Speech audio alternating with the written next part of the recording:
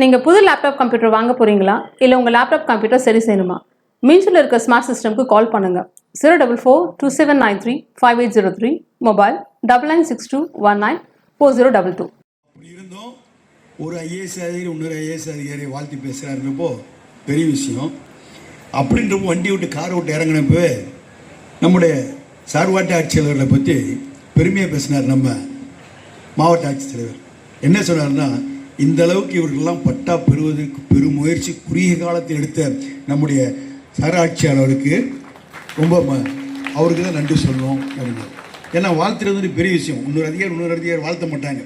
அந்த அளவுக்கு நம்முடைய ஆட்சியாளர்கள் சிறப்பான முறையில் நம்முடைய பொன்னேரி சார் ஆட்சியாளர்களை இந்த இடத்துல இந்த பணியை அமைத்து அது சிறப்பான முறையில் வடிவமைத்த அந்த நம்முடைய ரவிக்குமார் ஐஏஎஸ் அவர்களுக்கு எனக்கு மனமார்ந்த நன்றியும் வாழ்த்துக்களையும் இந்த நேரத்தில் நான் தெரிவித்துக் கொள்ள கடமைப்பட்டிருக்கின்றேன். இந்த நிகழ்ச்சியில் கலந்து கொண்டிருக்கின்ற நம்முடைய சொல்லுவாங்க, இன்னைக்கு ஃபுல்லாக பேசிக்கிட்டே இருக்கலாம். ஒரு பட்டா என்பது குருவிக்கு பார்த்தீங்கன்னா கூடு இருக்கு, எறும்புக்கு கூட புத்து இருக்கு. ஆக 5 அறிவுள்ள ஜீவனில் கூட இருக்கின்றப்போ மனிதனுக்கு இருக்க வேண்டும் என்ற உணர்வோடு இன்றைய தினம் இந்த நிகழ்வை அதாகப்பட்டது என்ன சொல்றாருன்னா, முதல்வர் நிகழ்ச்சியில் உங்களுடைய கனவை சொல்லுங்கள் என்று ஒரு அறிவிப்பு நம்ம மாவட்டத்தில் ஆரம்பித்தாங்க. தமிழ்நாடு ஃபுல்லாக டிஸ்பிளே பண்ணாங்க. தமிழ்நாட்டிலேருந்து பல பேரை பேச வச்சாங்க. அப்போ அவங்களுடைய குறைகளை தேவைகளை என்னென்ன வேணுன்றதை அவங்க பதிவு செய்தாங்க. அந்த பதிவெல்லாம் உள்வாங்கிய மாண்புமிகு தமிழக முதல்வர்கள் நம்முடைய மாவட்டத்திலேருந்து பேச வச்சாங்க. நம்ம மாவட்டத்தில் 3 பெண்கள் பேசினாங்க. நல்லா கவனிங்க, 3 பெண்கள் பேசினாங்க. அதில் ஒரு பெண்மணி இங்கே வந்திருக்காங்க. பட்டாக்காண்டி உங்களுக்காண்டி வாயா உங்களுடைய தேவைகளை அறிந்து புரிந்து தெரிந்து அவர்கள் கவிதா என்கின்ற பெண்மணி தான் பேசுனாங்க. அவங்களும் இங்கே வந்திருக்கிறதா மாவட்ட ஆட்சியில் அடையாளம் காமிச்சாங்க. இருக்காங்களா? அவங்க இருக்காங்களா? வாழ்த்துக்கள். அந்த அம்மா நீ பேசுனதை உள்வாங்கிய மாண்புமிகு தமிழக முதல்வர் உடனே உங்களுக்கு பட்டாவுக்கு ஏற்பாடு பண்ணுங்கன்னு. உதாரணத்தை சொல்லணும்னா, பெங்களூர் இருக்கு, ஹைதராபாத் இருக்கு. அதே மாதிரி ஒவ்வொரு மாவட்டத்துக்கு ஒவ்வொரு மாநிலத்துக்கும் பார்த்தீங்கன்னா கேபிட்டல் சிட்டி இருக்கும். அந்த சிட்டி இருந்து 32 கிலோமீட்டருக்கு பட்டா தரக்கூடாதுன்றது மரபு சட்டம், தரக்கூடாது. ஆனால் அந்த சட்டத்தை உடைத்தெறிந்து இன்றைய தினம் இளையம்பேடு மக்களுக்காக இன்றைய தினம் பட்டா ஏற்படுத்த ஒரே முதல்வர்னா நம்முடைய தமிழக முதல்வர் தான். அந்த அளவுக்கு அந்த சட்டத்தையே உடைச்சாங்க, அரசாணை போட்டாங்க. 32 கிலோமீட்டருக்கு சிட்டிக்கு இருந்து 32 கிலோமீட்டருக்கு தரக்கூடாது அப்படின்னு ஒரு இது இருக்கு. அதையே இன்றைய தினம் மாண்புமிகு தமிழ் இப்போ பார்த்தீங்கன்னா ஹைதராபாத்தில் வாங்க முடியாது, இதில் வாங்க முடியாது, பெங்களூரில் வாங்க முடியாது. இருந்தாலும் மாண்புமிகு தமிழக முதல்வர் அவர்கள் அன்பு சகோதரி கவிதா அவர்கள் அன்று எடுத்து வச்சாங்க உரை. அந்த எடுத்து உள்வாங்கி இன்றைய தினம் இந்த பகுதி மக்களுக்காக இதை தந்தாங்க. உங்க வாயா இருந்த கவிதா சகோதரிக்கு உங்கள் சார்பாக மாவட்ட ஆட்சியர் சார்பாக இந்த அவருடைய அனுமதியோடு நான் இந்த சால்வை போடுறேன். கவிதா வாங்க, உங்களுக்கு அந்த மாதிரி உங்களின் சார்பாக சால்வை பல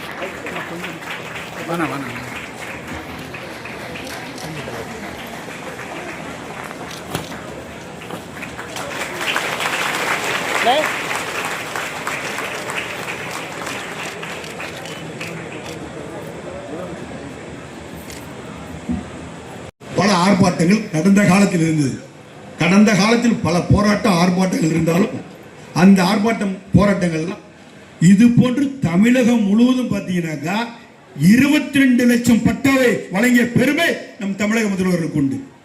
இதே போல கவிதா மாதிரி கேட்டவங்க உங்க ஊருக்கு எப்படி எளியம்பேடுக்கு இன்னைக்கு தரமோ, அது பொன்னேரி தொகுதிக்கு எப்படி தரமோ, அதே மாதிரி தமிழ்நாடு ஃபுல்லாக அன்னைக்கு அவங்க உள்வாங்கி அவர்களை தேவைகளை அறிந்து புரிந்து, அது மட்டும் இல்லை, அதே கூட்டத்தில் இன்னொரு ஒரு பெண்மணி கேட்டாங்க. அவங்க வந்து பார்த்தீங்கன்னா என்ன கேட்டாங்கன்னா, பேருந்து வேணும்னு கேட்டாங்க. பொன்னேரி டு கொசவன்பேட்டைக்கு எங்களுக்கு பஸ் வேணும்னு கேட்டாங்க. இன்னைக்கு பார்த்தீங்கன்னா அந்த பஸ் போயிட்டு இருக்கு. அது அந்த அம்மாவுடைய கனவு. அந்த அம்மா கனவை சொன்னாங்க, எனக்கு வந்து எங்கள் ஊரில் பஸ் வேணும், என் பிள்ளைகள் என் பேர பிள்ளைகள்லாம் போகிறது, பள்ளிக்கூடத்துக்கு போகிறதுக்கு வேலைக்கு போகிறதுக்கு ரொம்ப கஷ்டமாக இருக்கும். உடனே பண்ணி கொடுத்த பெருமை மாண்புமிகு தமிழக முதல்வருக்கு உண்டு. அதே மாதிரி பார்த்தீங்கன்னா ஆண்டார் குப்பத்தில் மேம்பாலம் இல்லை. நாங்கள் வந்து அந்த ஆற்றுக்குள்ளே தான் பூந்து போகிறோம். மழை நேரத்தில் போக முடியாது. ஒரு இறந்த சடலத்தை எடுத்துகிட்டு போகணுன்னா கூட நாங்கள் மிகவும் கஷ்டப்பட்டதை அடுத்த கரை கொண்டு போகணும். எங்கள் பிள்ளைகள்லாம் பள்ளிக்கு போனப்போ உயிரை நாங்கள் வச்சு திரும்பி வர வரைக்கும் நாங்கள் என்னாச்சு ஏதாச்சும் நம்ம பிள்ளைகள் நினைப்போம் அப்படிலாம் சொல்லி அந்த அம்மையார் பேசினாங்க. அவங்க பேசினப்போ பொன்னேரி அந்த அது என்னன்னாக்கா ஆண்டார் குப்பம் ஆண்டார் மடம் மன்னிக்கணும் ஆண்டார் மடம் என்ற இடத்துல மேம்பாலம் கேட்டாங்க. தாய் உள்ளம் கொண்ட மாண்புமிகு தமிழக முதல்வர் உடுக்கை இழந்தவன் கை போல அங்கே இடுக்கன் கலையமான் நட்புன்னு சொல்லுவார்கள். எப்படி ஒரு இடுப்பில் கட்டிருக்க தன்னுடைய இடுப்பாடை விழுந்தவனே எப்படி எல்லாம் உடனே மானத்தை கரைக்கு எடுத்துக்கிட்டோனோ அது போல அந்த பெண்மணி கேட்ட உடனே 22 கோடி ரூபாய் ஒதுக்கி தந்தவர் மாண்புமிகு தமிழக முதல்வர் அவர்கள். பாலத்தை போட்டு கொடுத்துற உடனே அரசாணை வந்து அந்த பணியும் மேற்கொள்ள இருக்கின்றார்கள். 22 கோடி அன்னைக்கு உங்கள் கனவை சொல்லுங்கள் திட்டத்தில் அந்த மாதிரி அறிவிச்சது. இது போல திட்டங்கள் தமிழகம் முழுவதும் இருந்து பல மாவட்டங்களில் கொடுத்தாங்க, குரல் கொடுத்தாங்க. குரல் கொடுத்ததெல்லாம் இந்த தினம் பார்த்தீங்க ஒவ்வொரு ஏரியாவில் நடைமுறைப்படுத்தப்பட்டு அவெல்லாம் பயனாளியாக இந்த தினம் மாண்புமிகு தமிழக முதல்வர்கள் நடைமுறைப்படுத்தி கொண்டிருக்கின்றார்கள். நம்ம மாவட்டத்தில் மட்டும் பார்த்தீங்கன்னாக்கா இன்னைக்கு நம்ம 2024 அக்டோபர் மாதம் ஆவடியில் மட்டும் பார்த்தீங்கன்னா 17,427 பேருக்கு மாண்புமிகு துணை முதல்வர் அவர்கள் வருகை தந்து உதயநிதி ஸ்டாலின் அவர்கள் வருகை தந்து 17,427 பேருக்கு பட்டா வாங்கியிருக்காங்க. அதே மாதிரி பார்த்தீங்கன்னா ஆவடியில் 2025 செப்டம்பர் மாதத்தில் மாண்புமிகு நம்முடைய துணை முதல்வர்களே வந்து 37,000 பேருக்கு பட்டா வழங்கினாங்க. தமிழ்நாட்டிலேயே அதிகமாக பட்டா வழங்கி எதிரானாக்கா நம்ம பொன்னேரியில் தான், பொன்னேரி தொகுதியில் தான் நம்முடைய மாண்புமிகு தமிழக முதல்வர்கள் 2025 ஏப்ரல் மாதத்தில் 63,124 பேருக்கு பட்டா வழங்கியிருக்கிறாங்க. ஏறக்குறைய அது பார்த்தீங்கன்னாக்கா அன்றைக்கு மாண்புமிகு தமிழக முதல்வர் சொன்னார், இருக்கின்ற ஒட்டுமொத்த தமிழகத்தில் இருக்கின்ற மாவட்டங்களிலேயே நம்முடைய இந்த திருவள்ளூர் மாவட்டத்தில் தான் அதிகமான நலத்திட்டங்களையும் பட்டாக்களை வழங்கி இருக்கின்ற பெருமை எனக்கு சேரும் அப்படின்னு சொல்லி தன்னை பெருமை மாண்புமிகு தமிழக முதல்வர் பெருமைப்படுத்தி கொண்டார்கள். அதுக்கு காரணமாக இருந்தவர் நம்முடைய மாவட்ட ஆட்சியர் பிரதாப் சார் என்பது மறுவேறு கருத்து கிடையாது. அவர் மட்டும் இல்லை, அவர் கீழே இது மாதிரி மரியாதைக்குரிய நம்முடைய இங்கே இருக்கக்கூடிய சார் பதிவாளர் ரவிக்குமார் போன்றவர்கள்லாம் அயராத பணி. அந்த நிகழ்ச்சியின் போது அவங்க ஏறக்குறைய அந்த ஒரு மாதமாக தூங்கலை. தேதி கொடுத்துட்டாங்க முதல்வர், இருந்தாலும் தூங்காமல் இரவு பகல் பார்க்காம அவங்க பேப்பர் ஒர்க் பண்ணி, ஏன்னா சாதாரண ஒருத்தங்க பட்டா ரெடி பண்ணது சாதாரண விஷயம் இல்லை, பெரிய விஷயம்.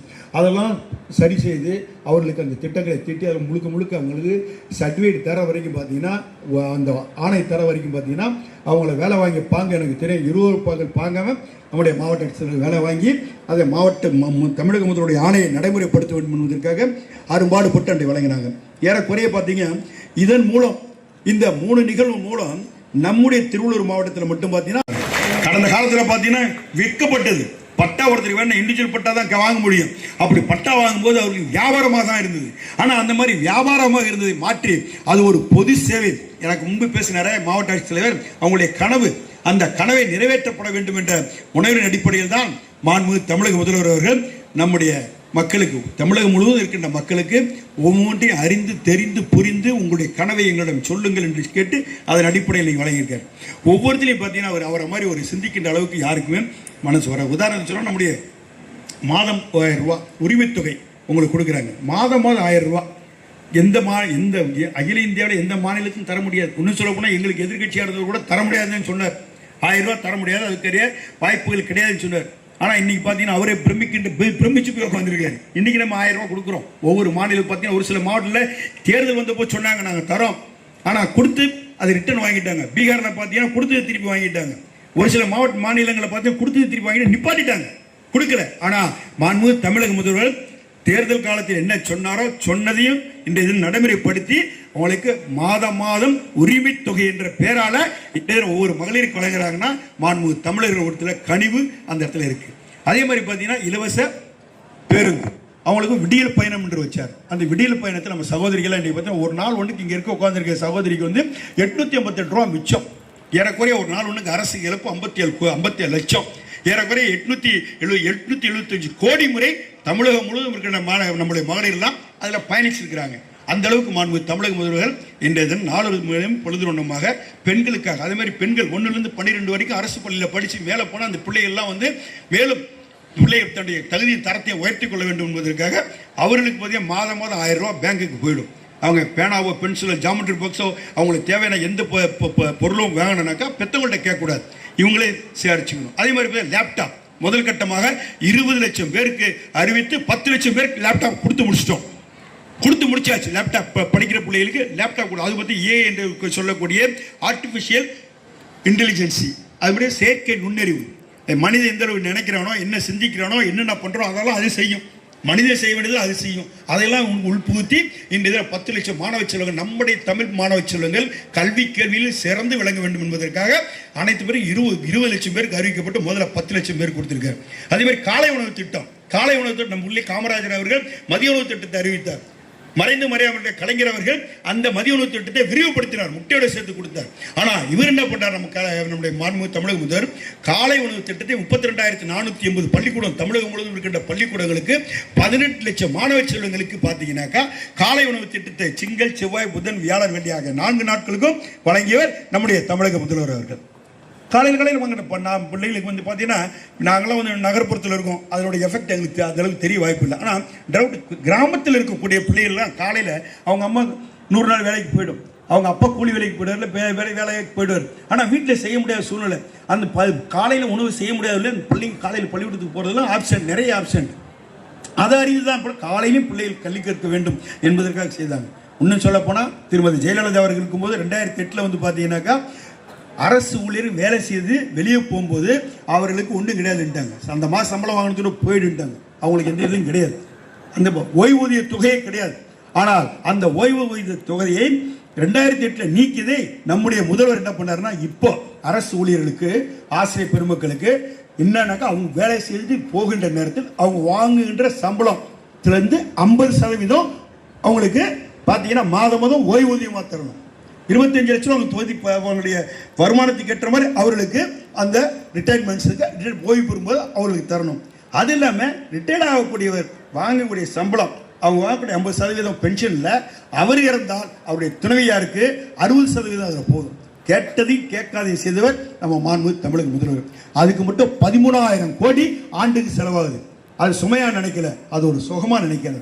ஆக அப்படிப்பட்ட மாண்புமிகு தமிழக முதல்வர்கள் கருவியும் காலமும் செய்தியும் செய்யும் அருவணியும் மாண்டது அமைச்சு என்று சொன்னார்.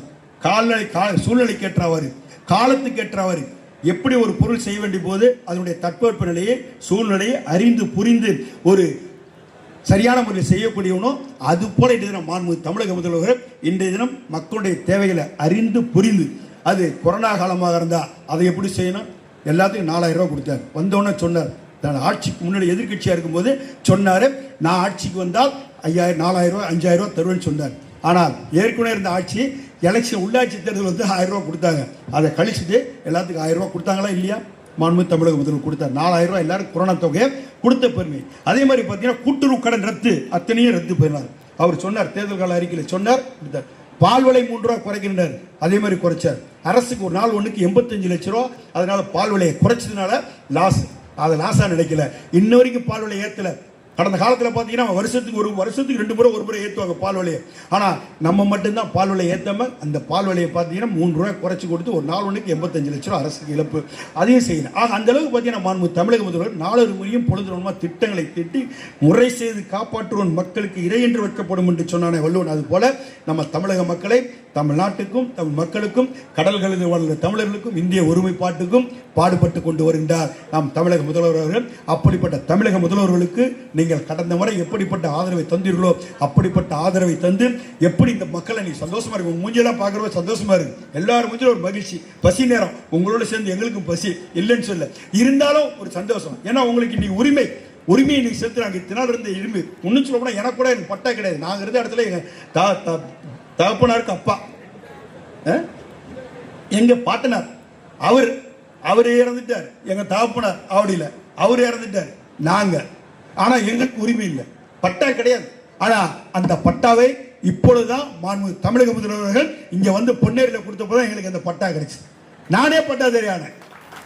அதுல ஒரு சந்தி என்னன்னா, எங்களுக்கு என்னன்னா ஒரு வருத்தம் என்னன்னா, எங்க அப்பாவுக்கு 3 பிள்ளைங்க, 3 பேர் ஆம்பளை பிள்ளைங்க. ஆனா எங்களுக்கு தர மாட்டாங்களாம் பட்டா.